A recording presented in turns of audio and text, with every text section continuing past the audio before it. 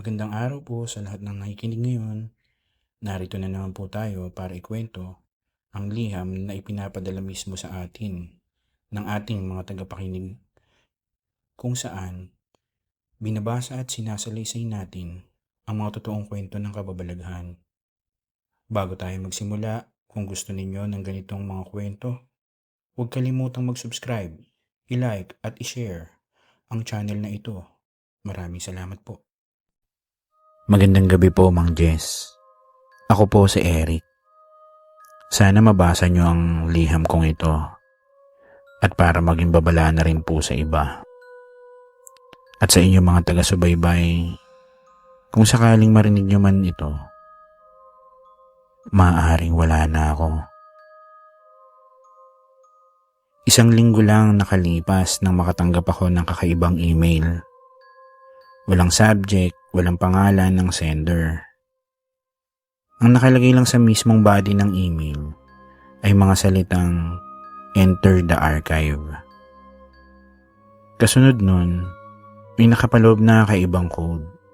Mahaba, puro letra at numero na parang walang kahulugan.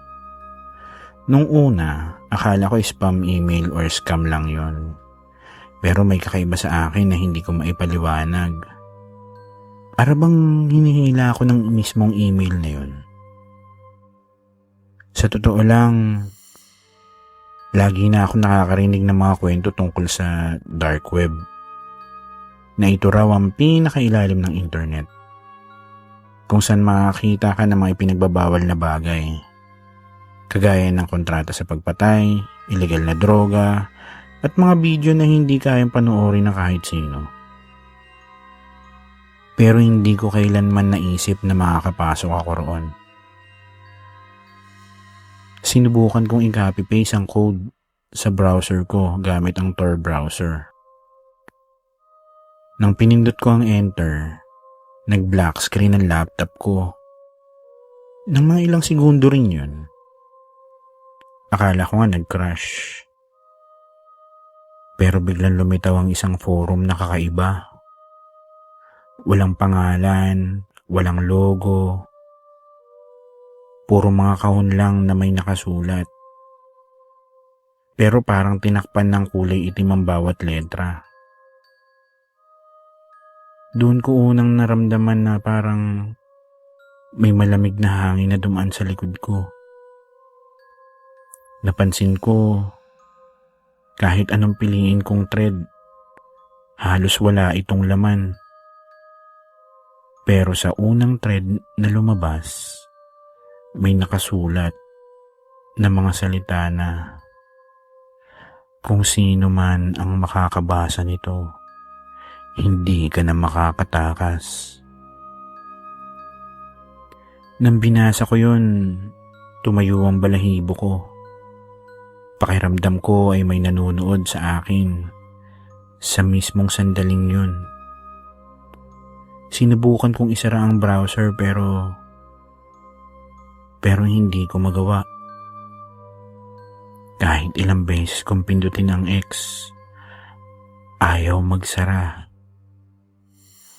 Parang may pumipigil. At sa mismong gilid ng screen, may nakita akong refleksyon.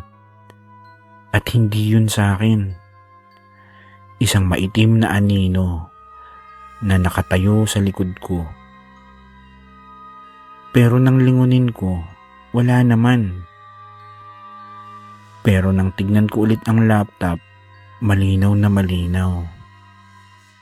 Mang Jess, ito ang simula ng bangungot ko. Akala ko nung una, scam lang ang lahat. Pero nang manatili ako sa forum na yun, doon ko nakita ang mga tinatawag nilang rules of the archive. Pagkatapos ko mabasa yung linyang hindi ka na makakatakas, may lumabas na bagong thread. Hindi ko yun pinindot, pero kusa siyang nagbukas. Para bang may nagkokontrol ng laptop ko.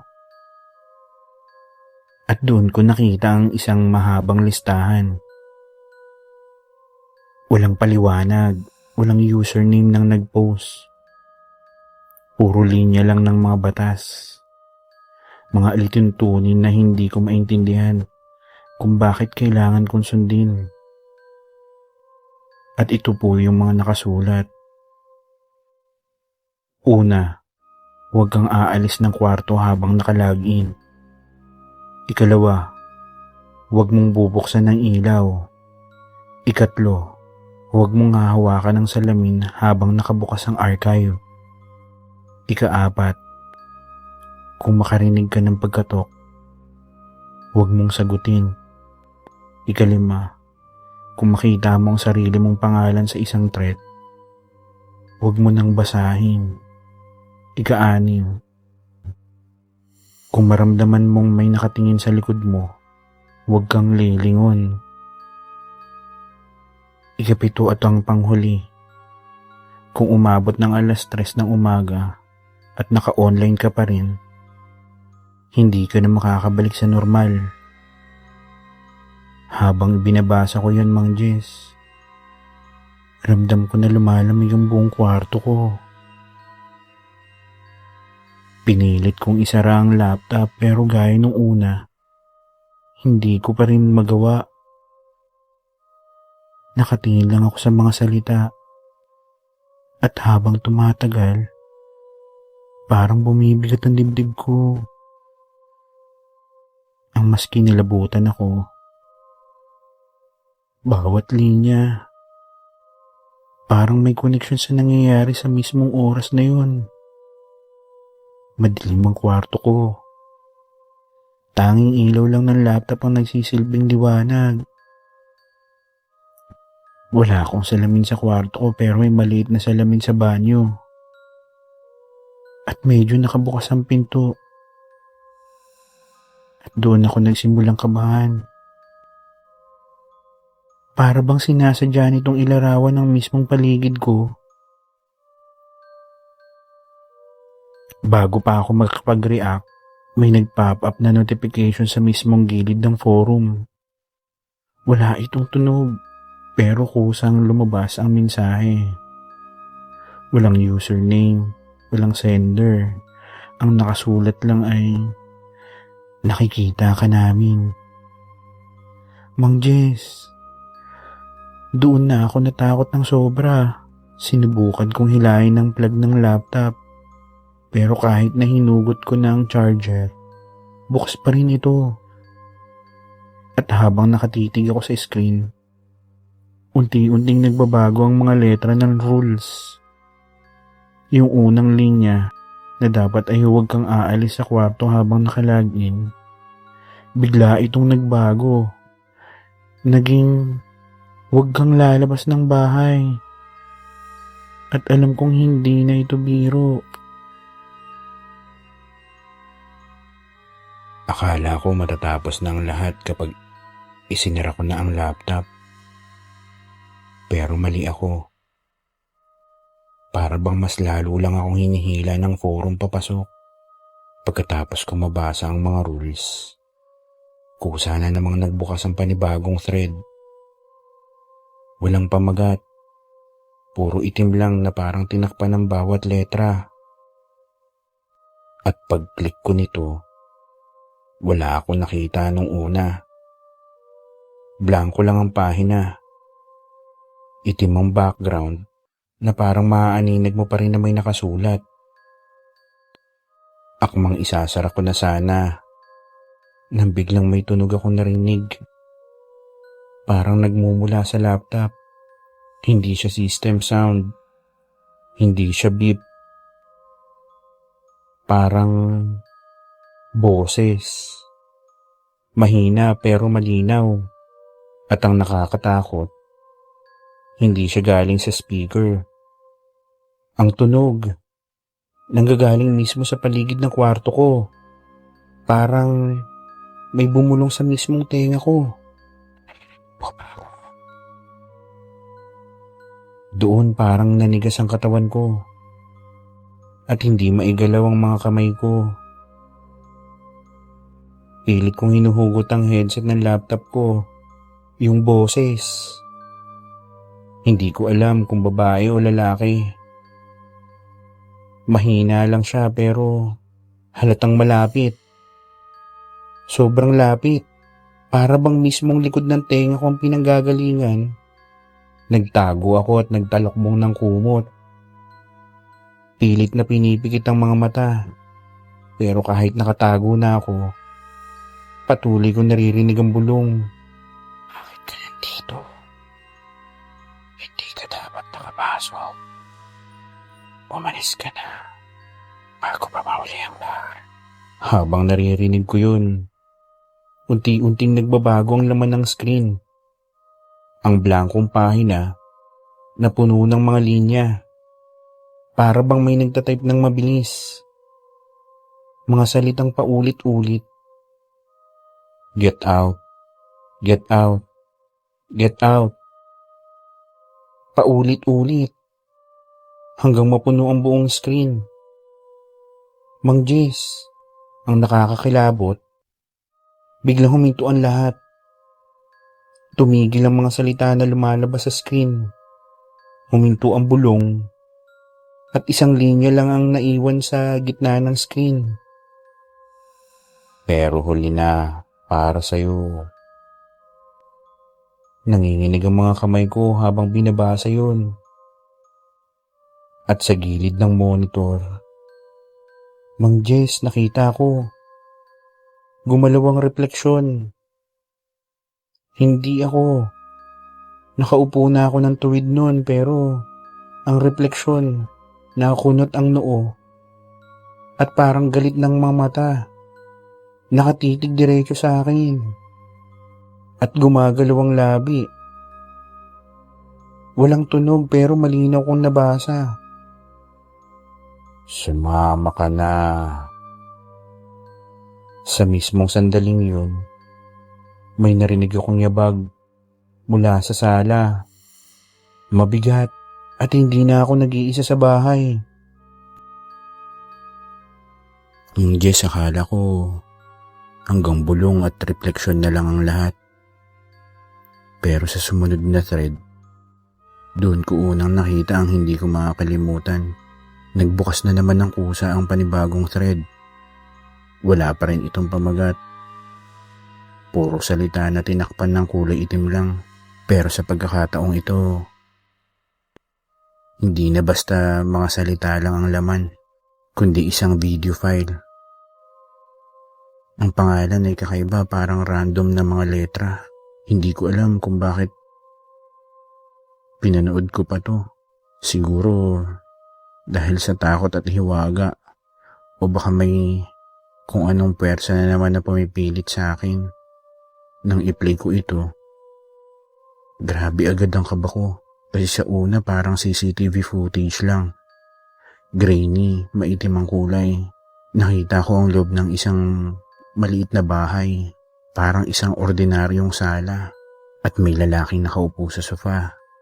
Natutulog. Walang kakaiba sa umpisa. Pero habang tumatagal ang video, biglang gumalaw ang pinto sa likod niya at dahan-dahan itong bumukas. Wala akong naririnig na kaluskos mula sa video pero ramdam ko ang bigat ng bawat segundo. At mula sa pinto, may 3 taong nakapasok. Lahat sila nakamaskara na itim. Walang mata at walang bibig. Unti-unti silang lumapit sa natutulog na lalaki. Wala siyang kamalay-malay. Isa sa kanila ang naglabas ng bagay na parang telang basa at agad na itinakip sa mukha ng lalaki. Nagpupumiglas siya pero wala siyang nagawa. Nagsimulang umikot ang kamera. Para bang sinasadya nitong ipakita sa akin ang lahat ng anggulo. Ang mga mata ng biktima. Unti-unting nawawala ang sigla. Mang Jess, hindi lang yun basta video. Naririnig ko na rin ang paghinga ng lalaki. Pabilis ng pabilis. Tapos, naging mahina hanggang tuluyan na itong tumigil. Ang tunog ng struggle niya. parang nangyayari sa mismong tabi ko. At nang tuluyan nang natigil ang kanyang paggalaw, biglang nag-zoom in ang camera sa mukha niya. Namumuti ang mga mata. Nagngangalit ang bibig. At parang nakatitig siya mismong sa akin. Pero ang pinaka nakakakilabot, matapos ang eksenang yon, biglang lumitaw ang mga salita sa ilalim ng video. Kasunod ka na. Napatayo ako mula sa pagkakaupo ko. Nanginginig ang buong katawan ko. Sinubukan kong isara ulit ang laptop. Sinampal ko pa ang screen sa takot ko. Pero bukas pa rin ang video. Paulit-ulit itong nagpi-play. Parang ayaw huminto. At Mang Jess, nanlaki ang mga mata ko nang mapansin ko ang detalye dun sa gilid ng screen. Sa ibabaw ng lamesa ng biktima, may nakalagay na kalendaryo at malinaw ang petsa. Hindi luma ang video. Ang petsa ay kahapon lang. Mang Jess, pagkatapos ko mapanood ng video ng lalaking yun, akala ko tapos na. Akala ko simpleng nakakatakot lang na video file. Pero nagkamali ako. Dahil sa susunod na mangyayari, doon ko naramdaman na hindi lang ito ikwento, kundi ako na mismo ang kasunod. Pagkatapos ng paulit-ulit na playback ng video, nag-glitch ang screen. Pumuti, kumurap-kurap. Tapos nagbukas ng panibagong thread. Hindi ko yun pinili, kusang lumabas. Ang pamagat, Mang Jess. Hindi na nakatakip ng itim. Ang nakalagay, trace lag. Sa loob ng thread, may mga linya ng code na hindi ko naman maintindihan. Puro numero, symbols, yung parang matrix. Pero maya-maya, unti-unti itong nagbabago. Parang nagtatype na naman ng mag-isa. At doon ko nakita ang hindi ko inaasahan. IP address, location, at time. Mang Jess, halos matigilan ako. Dahil yun mismo, ang IP address ko, ang mismong barangay kung saan ako nakatira. At ang oras, eksakto mismong sa oras na nakaupo ako at nakaharap sa laptop. Ang pinakamasama pa, bawat minuto nag-a-update ang thread. Para bang sinusundan nila ang bawat galaw ko.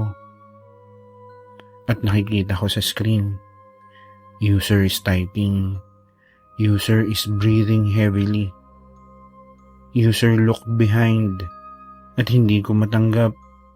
Dahil totoo lahat ng yun. Ako ang tinutukoy nila. Parang may mga matang nakatutok sa akin habang nagbabasa ako ng forum. Nagsimula na naman manginig ang mga kamay ko.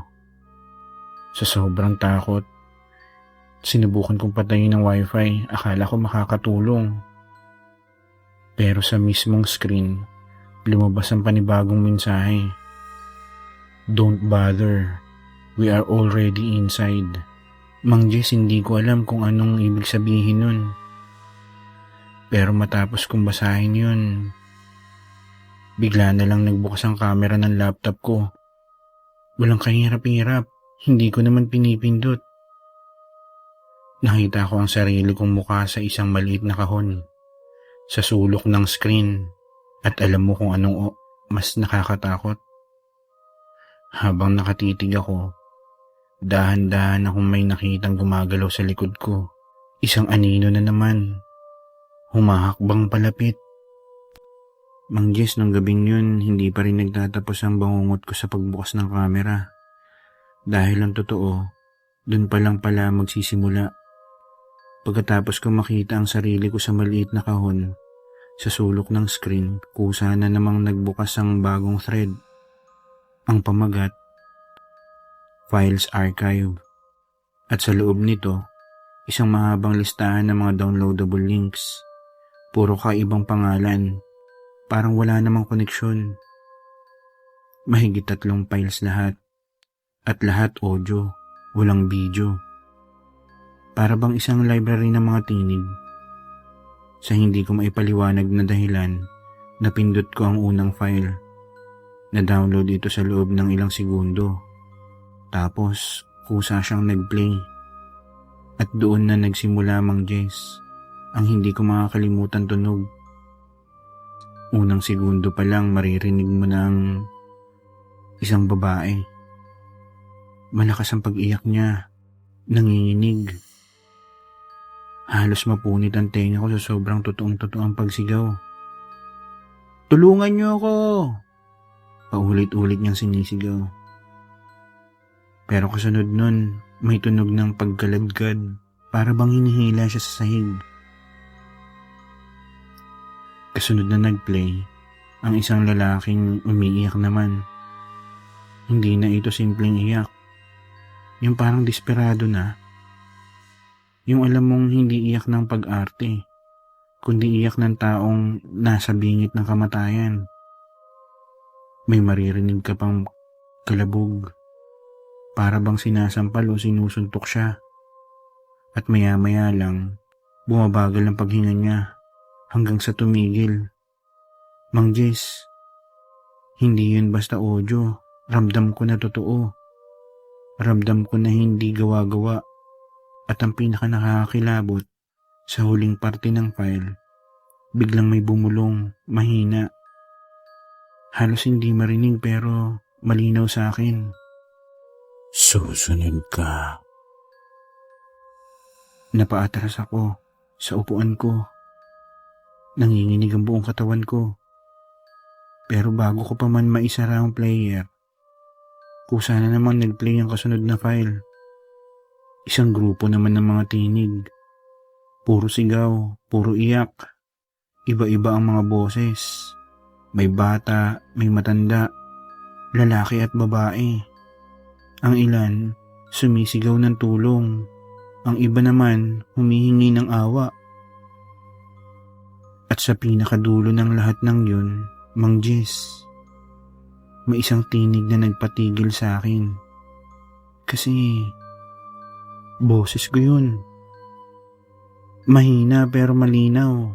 Ako mismo ang naririnig ko. Umiiyak, nagsusumamo. "Huwag, huwag. Tulungan niyo ako." Ang tanong, paano nila nakuha ang boses ko kung wala pa naman nangyayari sa akin?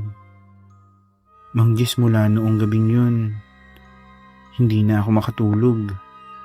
Hindi ko alam kung anong susunod, pero ang alam ko lang, lahat ng narinig kong sigaw, lahat ng iyak, parang hindi na sila mga recording.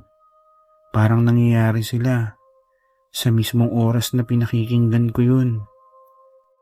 Mang Jess, pagkatapos ko marinig ang mga sigaw na yun sa mga file, hindi na ako nakapagpigil. Isinara ko na ang laptop. Ibinagsak ko ang takip nito. Sabay takbo papalayo. Pero kahit nakasara na, ramdam ko, hindi pa rin tapos ang lahat. Buong gabi, hindi ako mapakali. Ang mga sigaw parang naririnig ko pa rin kahit wala nang tumutugtog. At habang nakahiga ako sa kama, pilit na ipinipikit ang mga mata. Bigla akong naamoy ang isang mabigat at amoy sunog na hangin. Hindi ko maipaliwanag. Para bang nasusunog na goma at halo sa amoy ng nabubulok na karne. Pilit kong huwag pansinin. Baka guni-guni lang, pero maya-maya, Mang Jess, may narinig ako mahina. Isang yabag. Dahan-dahan mula sa sala. Papalapit, mabigat at mabagal. Hindi ito katok sa pinto. Tunog ng hakbang sa sahig ng bahay ko mismo. Nanigas ako sa kinahihigaan ko. Pinakinggan ko ng mabuti habang tumatagal. Mas lumalapit hanggang sa Naramdaman kong nasa mismong labas na ng kwarto ko ang yabag. Kinagat ko ang labi ko sa sobrang kaba. Dahan-dahan kong inabot ang cellphone ko para sana tawagan ng kahit sino.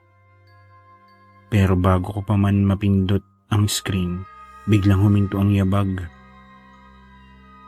Tahimik, sobrang tahimik, at doon ko napansin sa ilalim ng pinto ng kwarto ko may aninong lumitaw, mabagal.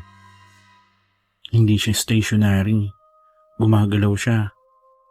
Para bang may taong nakatayo sa labas at naglalakad-lakad paikot-ikot. Ang ilaw mula sa poste sa labas sapat na para makita ko ang anino ng mga paa.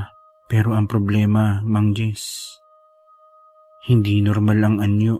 Mahahaba ang daliri sa paa. Matulis.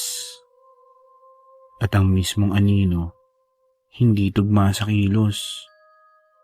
Parang nauuna ang anino bago gumalaw ang mismong hakbang. Pinilit kong pigilan ang paghinga ko. Hindi ako gumalaw, pero bigla na lang may kumatok. 3 beses. Mabigat, eksakto sa mismong rules na nabasa ko sa forum. Mang Jess, halos mapatid ang paghinga sa takot. Naisip ko, ang ika-4 na rule, kung makarinig ka ng pagkatok, huwag mong sagutin. Kaya nanatili ako nakahiga, nakatakip ng kumot, nanginginig, pilit na pinipikit ang mga mata, hanggang sa dahang-dahang bumukas ang pinto. Hindi ko ito pinansin pero ramdam ko at naririnig ko ang mabigat na pag-ikot ng doorknob, ang tunog ng bisagra. At sa kabila ng takot, Mang Jess, dahan-dahan kong idinilat ang mata ko. Sa gilid ng kwarto, sa tabi ng kabinet, may nakatayo. Isang anino, walang muka. Mahaba ang braso, halos abot na ang sahig. At nakaturo ito diretso sa akin. Mang Jess, iniisip ko na panaginip lang ang lahat. Akala ko baka dala lang ng sobrang kaba. Pero kinabukasan, nang sinubukan kong buksan ulit ang laptop, doon ko napatunayan na hindi ako nananaginip. Pagbukas ko ng screen, automatic na nag-load agad ang forum. Hindi ko na kailangan mag-type ng kahit ano. Para bang permanenteng nakalink na ang device ko. Walang browser bar, walang option na para maisara ito.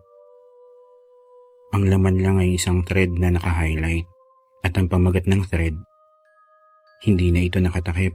Nakikita ko na ngayon ang salita. Nakalagay, message for you. Mang Jess, natigilan ako.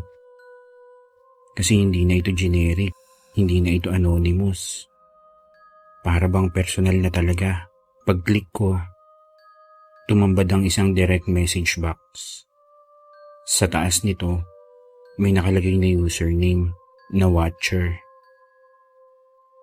Hindi ko alam kung sino siya pero ang pangalan pa lang parang isang matang nakamasid.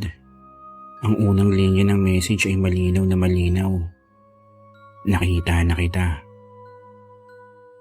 Halos mabitawan ko ang laptop sa sobrang kaba. Nanginginig ang daliri ko habang binabasa ang kasunod.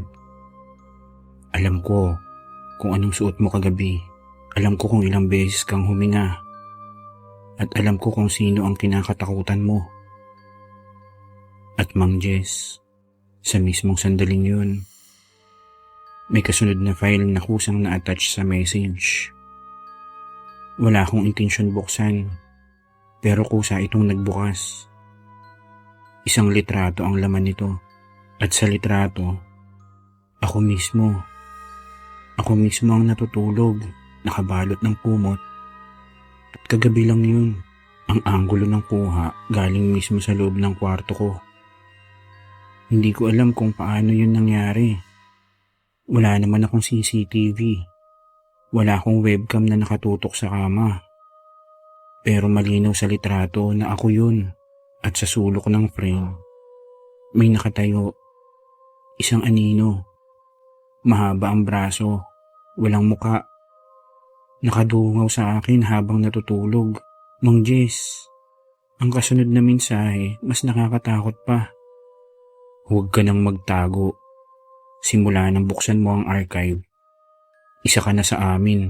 At bago ko pa man maisara, dumagdag pa ang huling linya. Huwag kang lalabas ngayong gabi. Nakabantay kami sa labas ng bahay mo. Nang binasa ko yun, biglang may kumatok sa pinto ng bahay. Eksakto. 3 beses. Mabigat at parang tugma sa mensahe. Mang Jess, pagkatapos kong makita ang litrato ko sa inbox ng archive, hindi na ako ulit nakatulog. Buong magdamag, nagbabantay ako sa loob ng kwarto ko. Pero kinabukasan, nang muli kong sinilip ang laptop, doon na nagsimula ang mas malala. Pagbukas ko ng device, diretso agad sa forum. Walang loading, walang icons. At sa mismong gitna ng screen, may naka-flash na mensahe. Smile. At kasabay nun, biglang nag-activate ang camera ko. Wala akong pinipindot, walang notification. Basta nalang umilaw ang maliit na green light ng webcam. Mang Jess, tumingin ako sa screen at nakita ko ang sarili ko naka-live. Nakaupo sa harap ng laptop. Sobrang lupay-pay at namumutla ang nakakakilabot. Sa gilid ng feed ko, may nakabukas na tab at sa tab na yon, nakikita ko na may iba pang nanonood sa live ko. Mga usernames, libo-libo sila. Lahat naka-login. At lahat sila nanonood sa akin. Hindi ako makapaniwala. Ang sarili kong mukha naka-broadcast sa mismong archive. May comment section din sa gilid. At nagsimula silang lahat mag-type isa-isa. Nakikita ko na siya. Maganda ang kutis ng balat. Malinis. Ihanda mo na. Isa na siyang entry. Mang Jess, nanlamig ako. Ano ang ibig sabihin ng entry? Parang ako ang sunod na dokumento o susunod na file sa archive? Habang nakatingin ako sa sarili kong video feed, napansin kong may kakaiba sa screen. Sa likod ko, dun sa may bandang cabinet, may gumagalaw. At sa mismong video feed lang siya nakikita. Sa kwarto ko, wala akong nakikita kapag nililingon ko.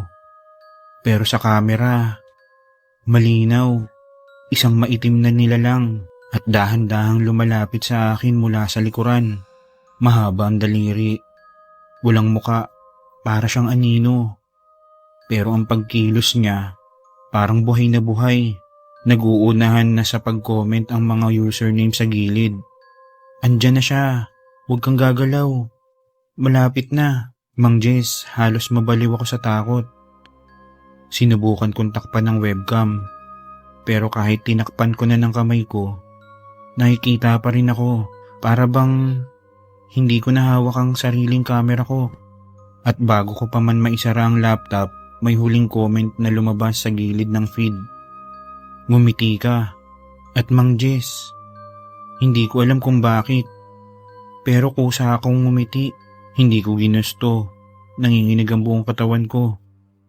Pero ang labi ko, pilit na kumikilos mag-isa. At habang nakangiti ako, lumalapit ang anino sa likod ko hanggang sa halos dumikit na ito sa balikat ko. At doon, biglang nawala ang feed. Mang Jess, akala ko matatapos na ang lahat nung biglang namatay ang feed. Akala ko glitch lang, pero mali ako. Dahil matapos nun, kusa na namang nagbukas ang panibagong thread. At doon ko nakita ang tinatawag nilang archives list. Pag-click ko, lumabas ang isang mahabang dokumento. Walang images, walang graphics, puro pangalan lang. Sunod-sunod. At ilan sa kanila, pamilyar. Mga pangalan na nabasa ko na sa mga balita. Mga taong nawawala na hindi na muling nakita. Habang binabasa ko ang listahan, naramdaman kong kumakabog ang dibdib ko. Isa-isang nag-scroll ang mga pangalan. Parang walang katapusan. Pero Mang Jess, sa bandang dulo natigilan ako. Nakita ko ang pangalan ko.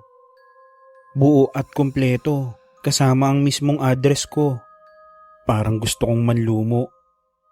Hindi ko alam kung paano nila nakuha yun. Pero alam ko na kung ano ang ibig sabihin.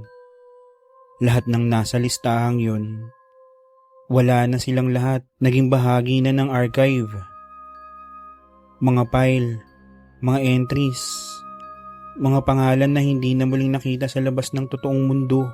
At habang nakatitig ako sa pangalan ko, biglang lumitaw sa gilid ng screen ang isang mensahe. Wala itong username, parang galing mismo sa system. Walang nakakalabas, walang nakakatakas. Kapag pumasok ka na, bahagi ka na. Mang Jess, hindi ko alam kung anong gagawin ko. Parang lahat ng lakas ko nawala.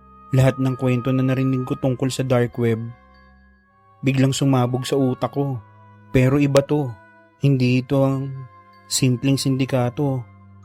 Hindi rin ito simpleng grupo ng hacker.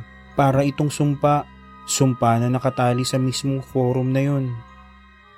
At lahat ng nagbukas, kasali na. Habang binabasa ko yon, biglang nagpapapang isang bagong window. Ang laman, mga muka, isa-isa, mga larawan ng tao habang umiiyak, natatakot, bago sila tuluyang nawala, parang mugshots. Pero halatang huling sandali na nila. At sa huling larawan, Mang Jess, nanlamig ang katawan ko. Kasi ako yun. Mismong kuha kagabi habang natutulog ako. Nakapikit, walang kamalay-malay. At ang caption sa ilalim ng litrato, entry, at ang buong pangalan ko, Mang Jess. Doon ko naramdaman na wala na akong takas. Na bawat segundo, mas lalo lang akong hinihila ng archive. At kung tama ang nakita ko sa listahan, wala ni isang nakaligtas sa archive. Mang Jess, matapos kong makita ang pangalan ko mismo sa archives list, halos mabaliw na ako. Hindi ko na alam kung sino ang malalapitan ko. Pero sa huli, isang kaibigan lang ang naisip ko, si Erwin. Matagal na siyang IT technician. Mahilig siya sa mga coding, networking at mga bagay na hindi ko talaga maintindihan. Kung may makakaintindi man, siya na yun. Tinawagan ko agad siya. Madaling araw na pero sumagot pa rin siya. Nang marinig niya ang boses ko, agad siyang nagtanong, "Bro, bakit ang ilaw mo para kang hinahabol?" At doon ko na binuhos ang lahat. Sinabi ko na may nahanap akong forum, may code, at ngayon ay parang hindi ko na maalis ang sarili ko dun. Sinabi ko rin na nakita ko ang pangalan ko sa listahan at may litrato ako dun habang natutulog. Tahimik si Erwin sa kabilang linya. Ramdam kong nanigas siya ilang segundo bago siya muling nagsalita. "Bro, sabihin mo sa akin, nakatanggap ka ba ng invitation code?" Hindi ko na maitago, kaya sumagot ako ng mahina, "Oo bro." At doon ko narinig ang ungol niya. Hindi ito ungol ng inis, kundi ungol ng taong parang nakakita ng bangungot. "Tangina, alam ko na to," bulong niya. "Bro, makinig ka sa akin. Hindi basta website yan. Hindi forum. Ang tawag nila dun, The Lost Archive. Isang koleksyon ng mga buhay na tao. Ginagawang entries, ginagawang dokumento. At kapag nakapasok ka na, hindi ka na basta user. File ka na, data, parang digitized na kaluluwa." Mang Jess, halos matapon ko ang telepono ko sa kinatatayuan ko. Hindi ko maintindihan. Kaluluwa? Digitize? Paano magiging posible yun? Pero ramdam kong hindi siya nagbibiro. Sinubukan ko siyang tanungin kung may nakaligtas na. Napailing lang siya. Sabay sabing, "Wala. Lahat ng nakapasok, biglang nawawala. Minsan, may makikita kang balita. Isang estudyante o isang empleyado, bigla na lang naglaho. Wala nang bakas. Lahat sila nasa listahan." Bro, alam mo ba kung anong ibig sabihin ng entry processing?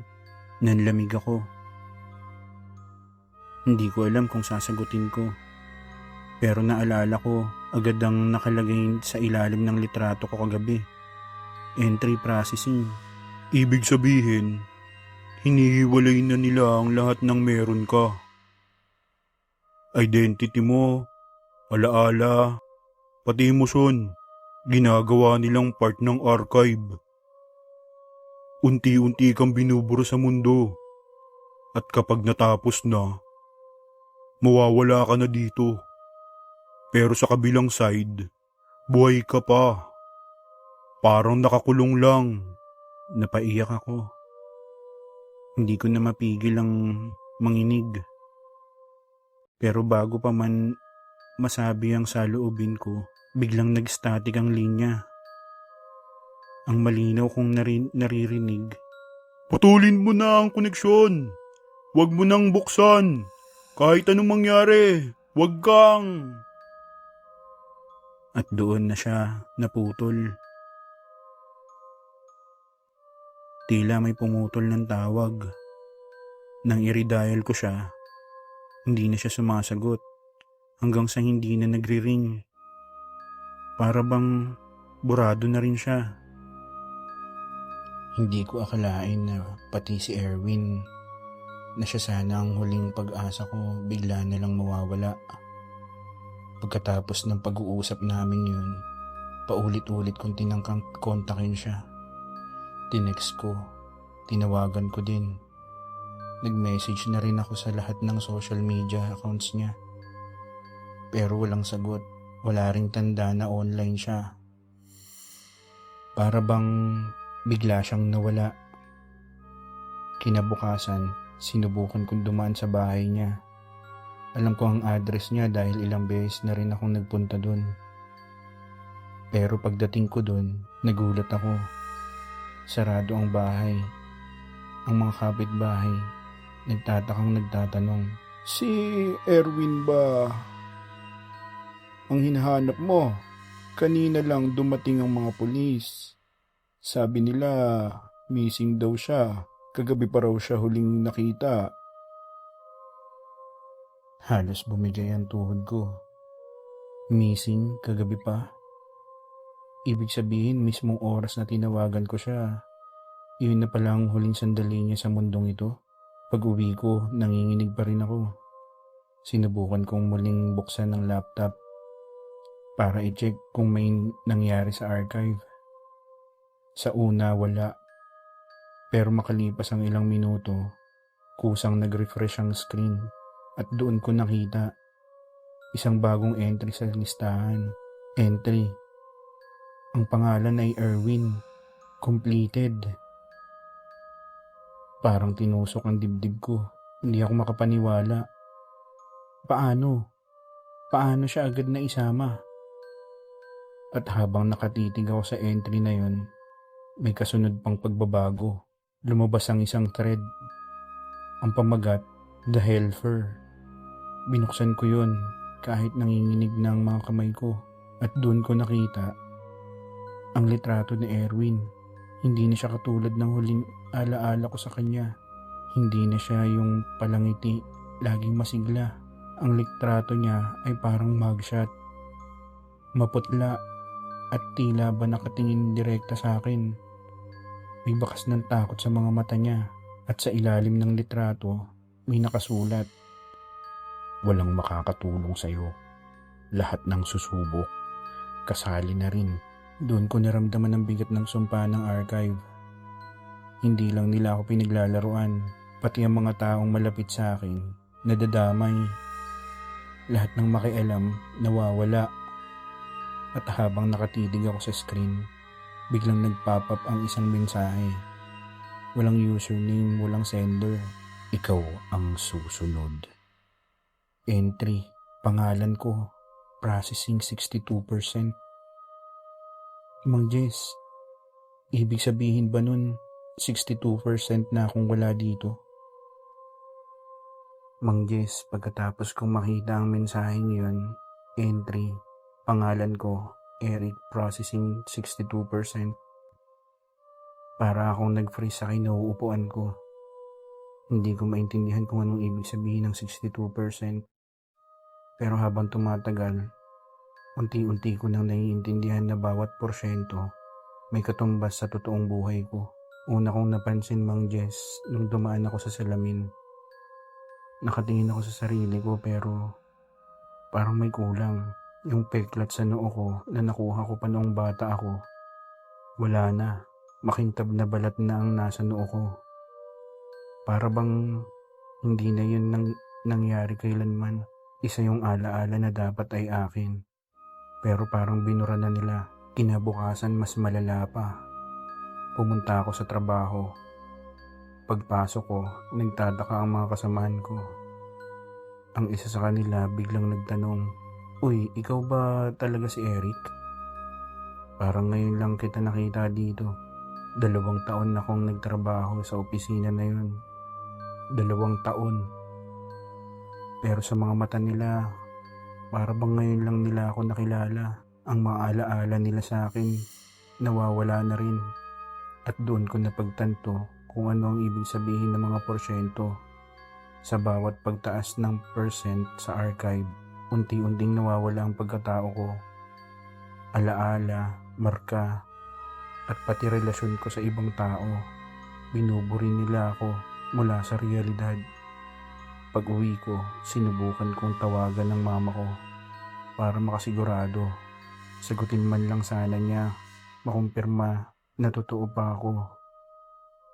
Pero nang marinig ko ang boses niya, parang gusto kong sumigaw at umiyak ng malakas. "Sino to? Tama bang number na ito?" Tanong niya. Mismong nanay ko, hindi na ako kilala. Hindi ko na alam ang gagawin.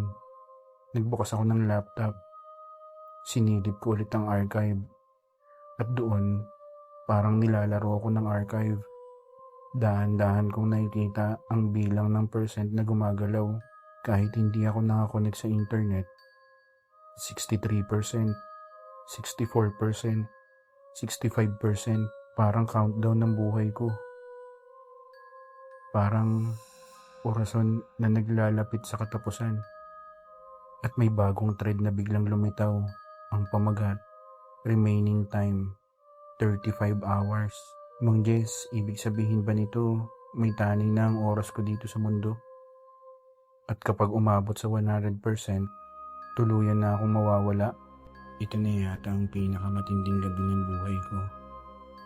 Kahapon lang nakita ako sa archive, remaining time 35 hours.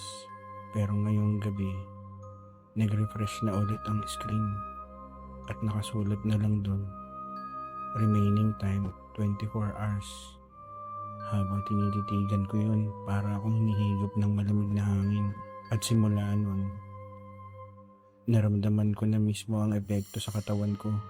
Una sa kamay ko, habang sinusubukan kong hawakan ng cellphone ko, bigla na lang parang naging transparent ang daliri ko.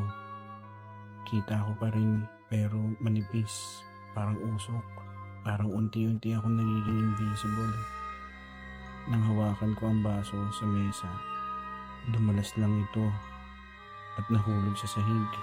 Nagpunta ako sa kusina, uminom ng tubig, pero habang nilalagay ko sa bibig ko, parang wala akong maramdaman.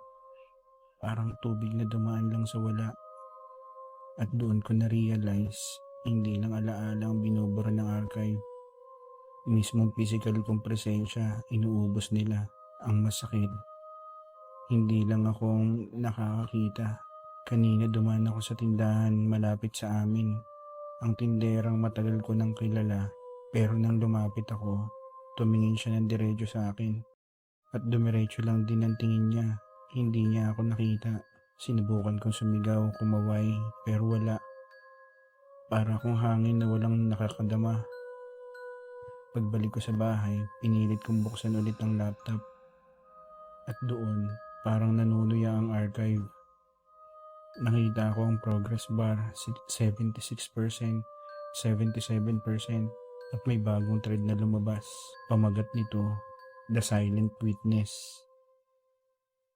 Binuksan ko yon kahit nanginginig ang kamay ko. At doon ko nakita isang video recording. Ako mismo ang nasa video. Nakaupo ako dito sa kwarto ko, hawak ang ballpen at papel. Sinusubukang magsulat. Pero ang kakaiba sa video, unti-unti ako naglalaho. Ang katawan ko nagiging usok hanggang sa tuluyan akong mawala sa upuan at may nakasulat sa ilalim ng video. This will be your last remembered. Mang Jess, ibig bang sabihin ito sa huling 24 oras na ito? Ito na ang huling pagkakataon na may makaalala pa sa akin. Mang Jess, ito na siguro ang huli kong sulat. Wala na akong oras. Kanina lang pagkagising ko, agad kong tinignan ng screen ng laptop at ang bumungad sa akin, processing 98%, 99%. Pakiramdam ko bawat segundo, nawawala ang parte ng katawan ko. Nung tumingin ako sa salamin, kalahati na lang ng mukha ko ang nakikita ko. At ang kaliwang bahagi parang natutunaw. Parang usok na tinatangay ng hangin. Sinubukan kong hawakan ng sarili kong pisngi. Pero wala na akong maramdaman. Wala na akong init. At wala na rin akong bigat. Ang mas masakit, kanina sinubukan kong tawagan ulit ang nanay ko. Kahit hindi niya ako kilala, gusto ko lang sana marinig ang boses niya. Pero sa kabilang linya, puro static lang ang naririnig ko. At sa gitna ng static, may boses. Hindi boses ng nanay ko. Sabi nito, Final upload initiated. Subject will now be restored in the archive. At biglang naputol ang tawag. Mang Jess, umupo ako sa harap ng laptop. Doon ko nakita ang progress bar na gumagalaw ng mas mabilis. At nang umabot sa 100%, automatic na nag-refresh ang page. Ang lumabas na sa screen, entry completed. Eric, welcome to the archive. At sa ilalim nito, may listahan ng iba pang pangalan. Mga pangalan na hindi ko kilala pero alam kong mga tao rin sila. At katabi ng bawat pangalan, may timestamp kung saan sila tuluyang na-upload. Mang Jess, nandun na rin ang pangalan ko ngayon. Isa na akong entry. Isa na akong file. At habang nagsusulat ako ngayon, ramdam ko na bumibigat ang paligid. Hindi na ako makahinga ng maayos. Yung mga kamay ko, halos hindi na makasulat. Kung sino man ang nakikinig ng liham na to, tandaan nyo, huwag kailanman tumanggap ng imbitasyon. Kapag may dumating sa inyong email na may nakasulat na enter the archive, huwag nyo itong buksan dahil oras lang ang bibilangin at magiging katulad nyo rin ako. Isang nawawalang entry sa isang walang katapusang listahan. At kung marinig nyo ang liham na to, baka ako mismo nakikinig na rin sa inyo. Hindi bilang tao, kundi bilang isa sa mga boses ng archive.